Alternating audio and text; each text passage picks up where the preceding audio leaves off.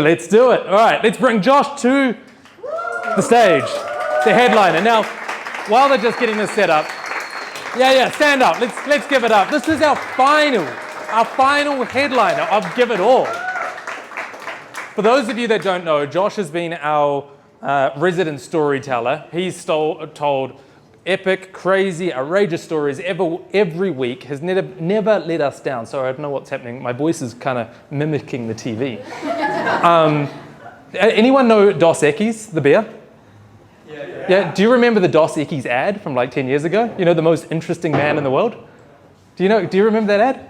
Yeah. And they're like, it goes through all these different crazy scenarios, boat crashes, all these different things. And at the end, he's sitting there, he's like, I don't always drink beer, but when I do, it's Dos Equis. Do you know that ad? It became a meme?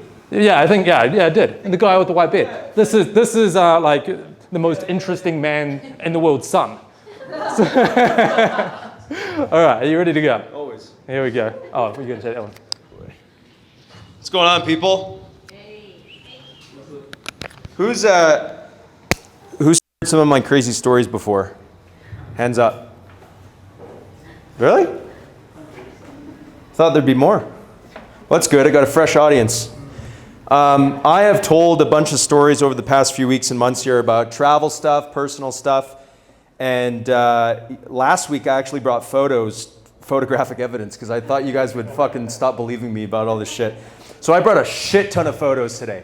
I went through my Google Photos for years, and I asked Facebook friends. I had to ask Dan, I'm like, dude, do you remember the one time we did this? Do you have a picture of that one thing? Because I knew if I didn't have photos, you guys wouldn't fucking believe me with all the shit I'm about to talk about today. For those that haven't seen me talk, like I said, I've talked about a bunch of travel stories and whatnot. Today I sort of want to combine everything together in a standalone thing. I haven't talked a lot about business and here and there. So I'm going to be focusing a lot on business today, and specifically about failures, business failures. There's going to be one big theme though, and that theme is that I tend to just keep going. Who's interested in business or entrepreneurship or wants to own a business at some point in their life or do something? A good amount of, a majority, if not all, right? We have that thing about, oh, you got to fail 9 times in order to succeed once. And oftentimes, like, we hear that and you're like, oh, that's sort of a hyperbole. Everyone know that word, a hyperbole? It's like, oh, it's just an extreme. That doesn't actually mean I don't really have to fail 9 times to succeed once, right? At least for me, that's what it's looking like. So yeah, today I'm going to be talking a lot about that. I'm going to touch little on origin stories to wrap up put together some of the stories I've told over the past few months. But I'm going to be focusing a lot on the ups and downs, and there's a lot of fucking downs from what I've been through. For those of you who had successes on your first or second business, wow, that's not me. Not me at all. I was on stage speaking on main stage at SolarCon a week or two ago alongside Andy Elliott, Jeremy Miner, Gary Vaynerchuk. And one thing that Gary Vaynerchuk has said a few times is that all that entrepreneurship is getting fucking punched in the face. You might not agree with me on that, but for my story, my entrepreneurship journey, that is 100% fucking true. But one thing that I'm really good at, whether it's nurture or just hereditary, is that I can't stop. And that's not a brag, I just don't want to stop. I don't want to live a traditional life, so I'll do anything I possibly fucking can to keep going, to keep innovating, to stay in the grind, right? I hate that word, but it's a good adjective. So that's what I'm going to be talking about today. I'm going to spend a minute or two on some origin stories, and then I'm going to get into business. Is that okay? I'm going to do a little, all right.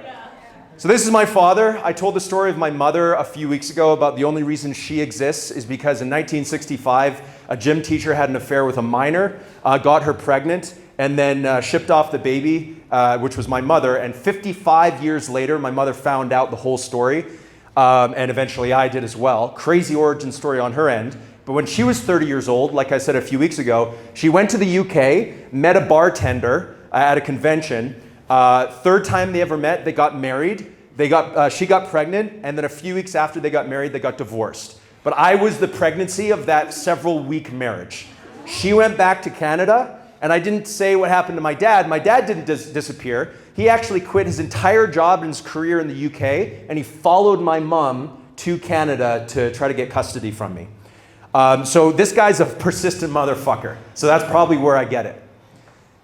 He eventually got 50-50 custody with me, so I spent a lot of time with him, obviously. But he was dirt poor. Does anyone know what food stamps are? Right? So food stamps are when you're so goddamn poor that the government has to give you money to afford food. They're little coupons. A lot of people think this is the poorest you could get. That's not the case. My dad was an immigrant. He couldn't get food stamps.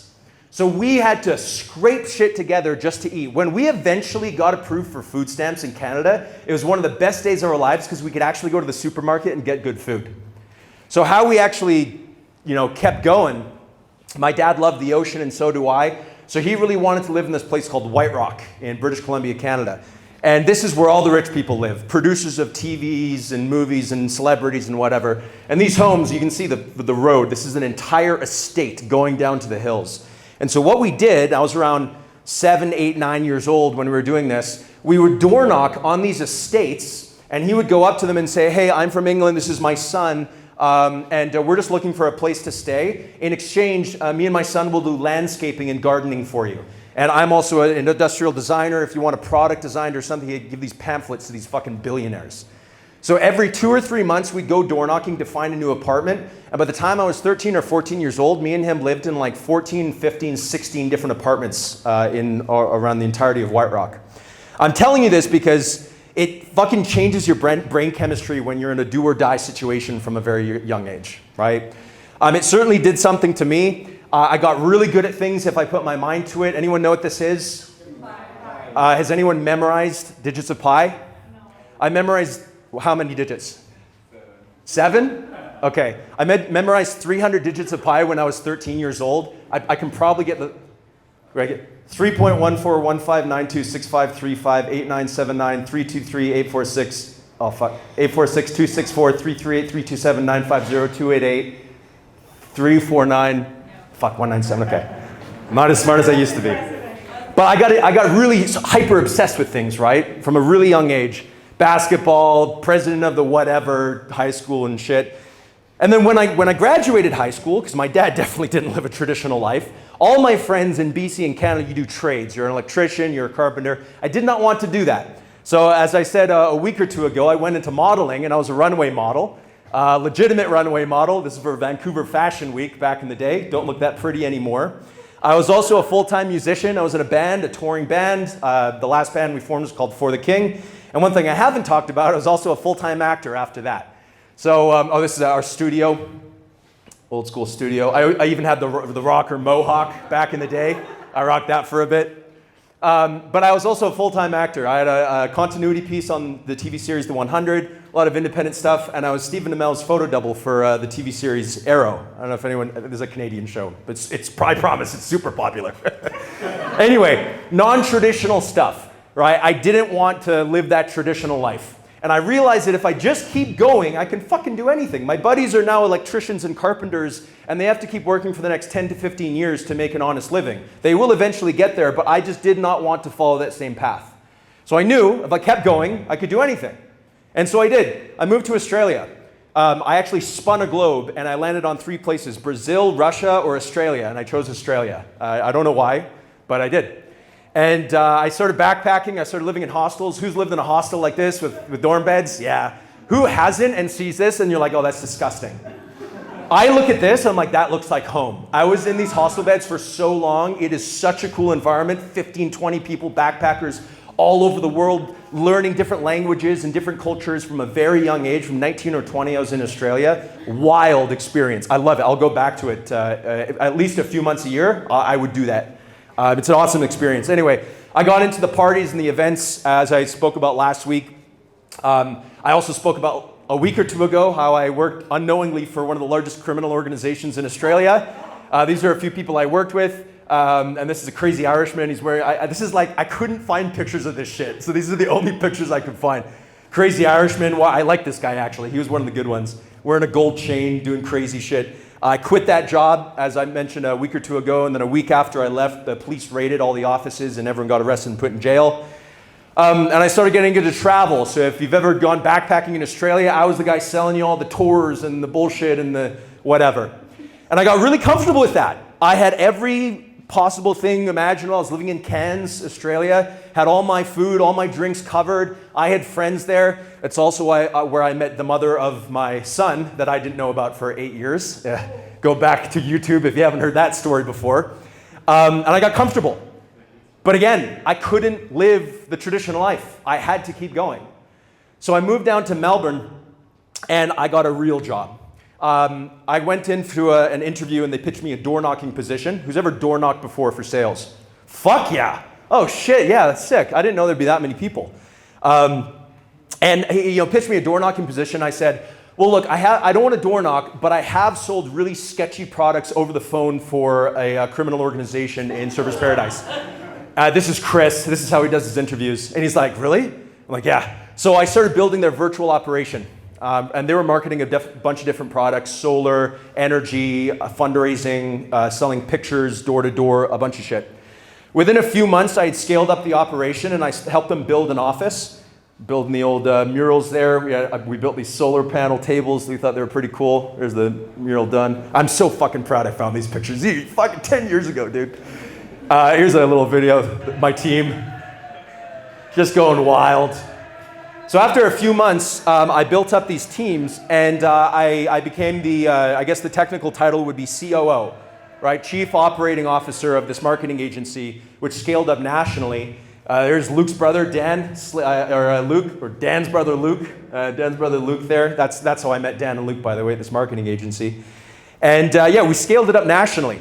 We were doing real fucking well. And I was COO of the entire thing, building all the operations and systems. And we were having an amazing time. I was wearing collared shirts. Look at this fucker rolling around on, you remember these things? Hoverboards. They started exploding. Living a different life. I was living in an amazing apartment. I went from broke and being in a hostel to having an amazing job with amazing people with this operation that I had built up. But again, I got bored, man. And I couldn't stop. I had to keep going. I had to keep innovating my lifestyle and finding new things that were challenging to me. So I moved to Africa.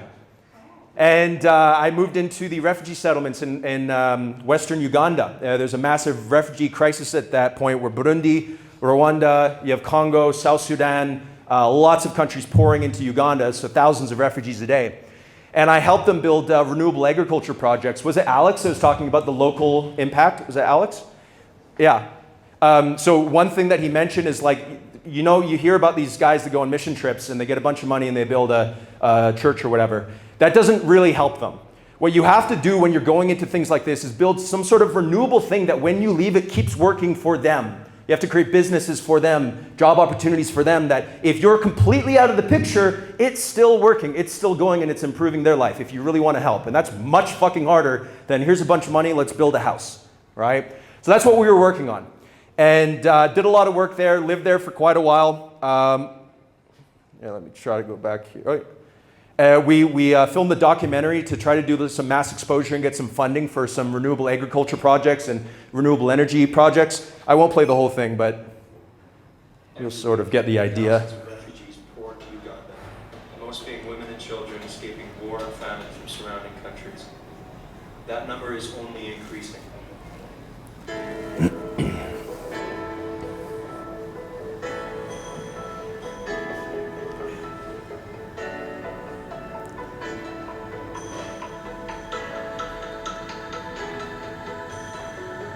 Western Uganda is home to the Chakatu refugee settlement, roughly 250 kilometers west of the capital city, Kampala. It stretches across a vast amount of land and holds tens of thousands of refugees. In a corner of the settlement, on a small hill... So you get the point. We created content, and I spoke a few weeks ago about how we created an exposure campaign to get funding for these renewable local projects so that they could keep going. Some really cool things like charcoal briquette machines that would turn the offshoots of maize production into usable charcoal so they could sell to the UNHCR and get funding and build other things, completely renewable and local type of stuff, right? No white guy needed to be there for this to work and improve their quality of life. We pumped that out a few weeks ago. I said, we did that exposure. Does anybody remember how many donations I got from that? 0. I did a talk the other week about value propositions, and in order for you to get someone to do something, you have to actually offer them something in return. So that was a big learning lesson for me. But anyway, I was living there for a while, and I thought I'd done everything I needed to do. So what did I do? I kept going. So I moved to Egypt, studied Arabic for a while, and got involved with the locals there. This is 2017. I met a friend of mine, Ali, and she introduced me to a local who was running anonymously the largest e-commerce operation through a Facebook page called 99LE in Egypt. With her name was Miriam, we started an e-commerce operation, and I found a crazy arbitrage opportunity where in Egypt, you run Facebook ads back in 2017, you're getting purchases for like a few cents, right? And Egyptians needed like an American brand because they were keep getting sold really shitty products. So we would create ads in Arabic to the Egyptians, and we're making a fucking killing. It was wild, that arbitrage opportunity. Just basic stuff, right? This is 2017, so Facebook ads where you could sell planters on Facebook and be a millionaire in a month. Amazing opportunity, making a ton of money. But as I mentioned a week or two ago, the Egyptian government then shut me down after they put a 600, 700% import tax on all our goods because they were mad that we're shipping it in from China, right? So that got completely shut down. So let's recap so far. I'm in Egypt. Another business has been shut down. What do I do? Do I go back to Canada? Do I go back to mom? Oh yeah, you guys were right. I shouldn't have gone off and done some crazy things. No, this is not who I am. I just can't stop. I got to keep going. So I didn't. So I contacted the marketing agency in Australia and I said, can I get my position back as COO? They said, yeah, we need your help. So I came back. And they had moved into this penthouse office, massive amount of space. There's Chris, the guy that was sitting on the table a few years earlier. And just they did not need this amount of space. It was wild. So I went into their books, I went into their sheets, their systems, the systems that I had built years ago, and it was a complete fucking mess. So I was at a board meeting with all the executives around the table, and after a few days of looking at everything, I was sitting at the head, I'm like, guys, what the fuck happened? This is messy as shit. And every single one of them I saw in their eyes were like, yeah, we know. So the company was going down. I didn't know how much by, but I thought there was still hope. I had built this from the ground up with Chris, the owner there, and this is what I had. This is the only fucking thing I had left, right? So what I did is I actually moved back into sales in the evenings. So after 5, 6 p.m., I would take sales calls, and I'm really fucking good at sales, so I killed it. And I thought that this revenue, I said, no, keep the commissions, just keep going, you'll get me later. So I was, almost building equity in the company while running operations for them in the hopes that this would get them back on their feet. 3 months of this, and I realized that a majority of the revenue that I was generating was like 10, 20% of the revenue of the entire fucking company. So I'm like, okay, this is wild. Sales are done. There's no coming back from this. I had zero money though because I wasn't taking commissions. My bank account was absolutely fucking emptied, but I had to make a call. I had to get out. So I quit, and then a week later, they filed for bankruptcy. To this day, I am the largest creditor of that entire company above all of the big organizations that they owe money to. I'm never getting that money back though. So I have no money, I'm not getting those commissions, they filed for bankruptcy, and again, I'm in a position where I have absolutely fucking nothing left. So what do? Do I go back home? And do I walk in, do I go live with my mom and say, you were right, I shouldn't have gone through this non-traditional lifestyle, I should have just gone to be an electrician, do what everyone else is doing. No. I can't, and you shouldn't either. I just kept going. So I contacted a friend of mine who was actually a sales consultant of mine 2 years, 3 years earlier in our solar operation. And I said, hey man, I'm broke as fuck, but if you pay for my plane ticket up to your warehouse, because they had started a new solar company, I will build your virtual operations for you. So he said, okay, come on down. So he bought my plane ticket for me, $200-300, literally zero in the account that I had, and he gave me this broken down car he had in the back. And this is the warehouse that I was given to set up an office. This is where all the installers come in. I had nothing, it's just a fucking warehouse. And so I would stay in this office till 8, 9, 10 p.m. every single night, building shit out before we brought the team in. In fact, I was so broke I couldn't afford an apartment when I got there. So what I did was I went to Woolies, the equivalent of Walmart in Australia, and I bought a blow-up air mattress for $5. And every night, I would wait till my staff and everyone had left the office. I'd grab that air mattress, put it in this broken down car, and drive to the gas station across the road, and I would jerry-rig the tire pressure valve thing to blow up the air mattress. So it was sticking out the back of this broken down station wagon and drive it back to the warehouse. I would sleep on that blow-up mattress, but I would put an alarm for 4 a.m. in the morning because the installers would come in at 4:30 a.m. and I didn't want them seeing me sleeping on the warehouse floor. So the alarm would wake me up. I'd put take the air out of the air mattress, and I'd go to the car and hide under the car under blankets to get more sleep until the installers left.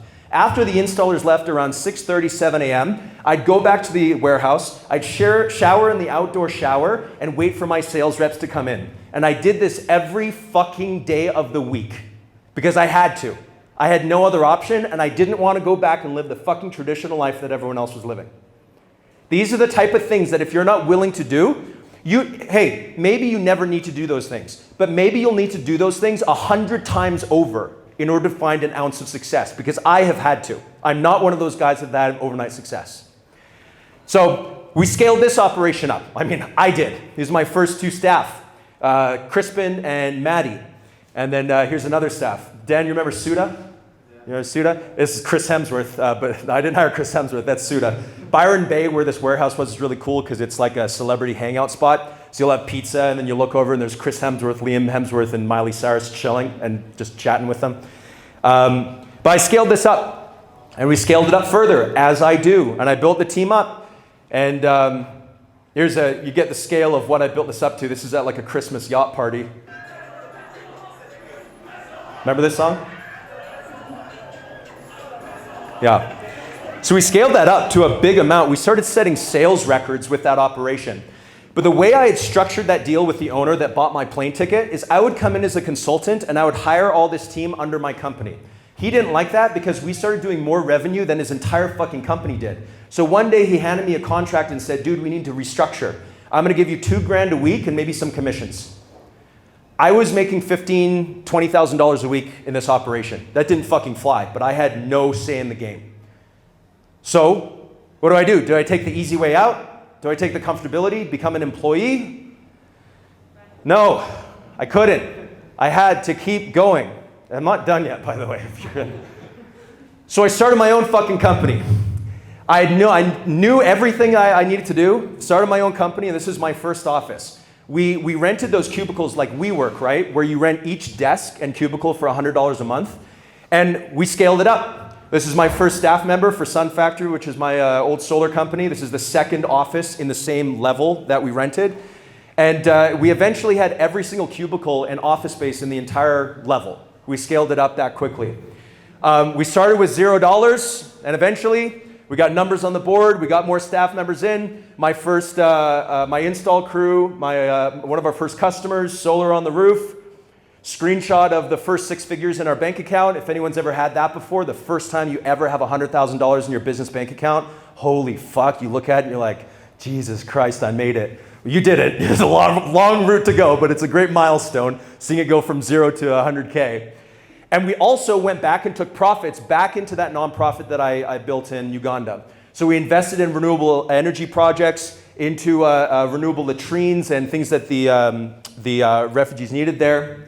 And it culminated into myself, Dan's brother, Dan eventually, and a bunch of us just living in Bali in beautiful villas, selling solar remotely into the Australian market, with all of my installers still living in Australia, right? And if anyone's been to Bali, you get these views. They're fucking phenomenal. This is our entire villa. Our next villa we had was one of the largest villas in Bali. Where was this? Canggu? Somewhere around Canggu? Villa Abiyan. Amazing fucking spot. It's just me and my management, and we would fly sales reps in there for training every single day. And we thought we had fucking made it. But there are 2 things that happened in 2020. Does anyone know one of them? Now, I'm gonna say one first. The first one that was the most detrimental for us, COVID happened, but it was amazing for us because we're selling remotely. All the door-to-door guys, what happened during COVID? You couldn't fucking knock doors. We were the only people that could sell our fucking product in the entirety of Australia. We destroyed. We were having such a good time. But then this happened. Because of COVID, we had raced to the bottom. Now, for those that don't know solar, probably everyone except me and Dan, a 6.6 kilowatt system for $2,478, we had to sell it for $15,000 to be profitable. So COVID caused race to the bottom pricing, these massive companies to just go, you know what, fuck it. We'll bring the pricing rock bottom so no one can compete with us, and we'll take the market. So that's what happened to us. And number 2, I'm like, all right, well, I got to go to Australia and figure this shit out. And then Australians shut their borders. I had infrastructure there, all my installers there, still friends. I had a 7-year-old son there that I didn't know about, and I couldn't get back in because I'm not a resident of Australia. So I can't get back into the country that my business is located in. I have to get back in there if I want to continue doing business in Australia. And I got all my managers living in this beautiful villa that costs a lot of money, relying on me to find a solution.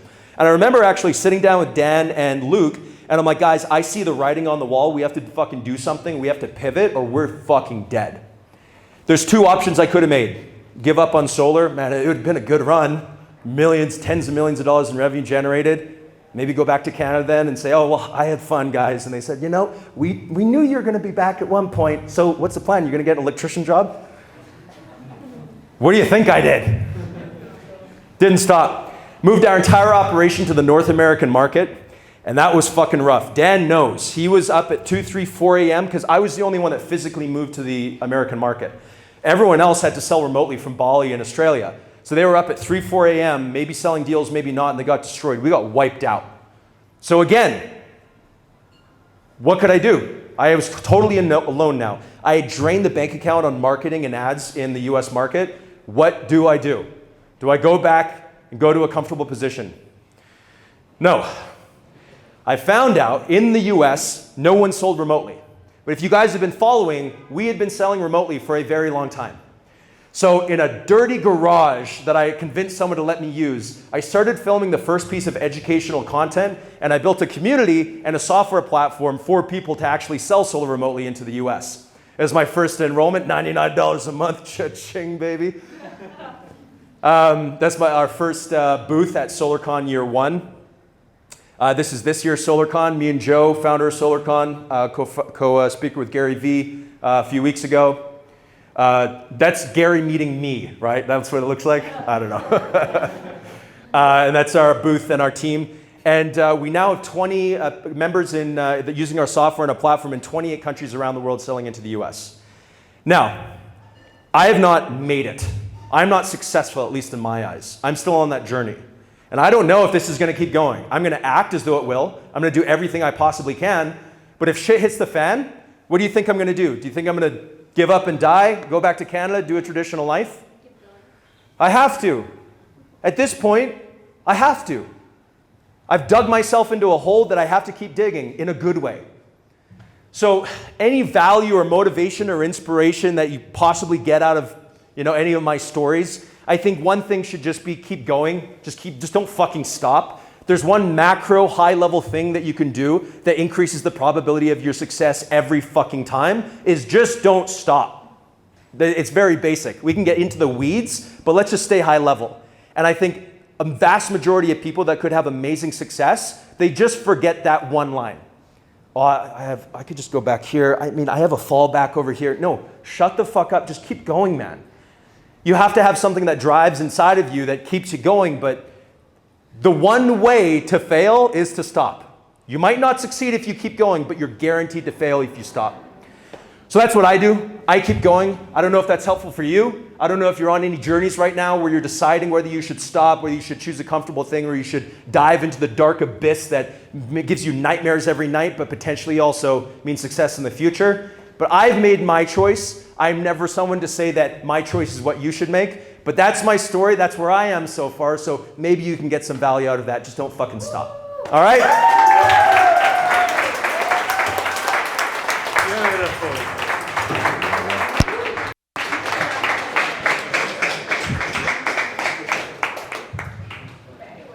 Epic.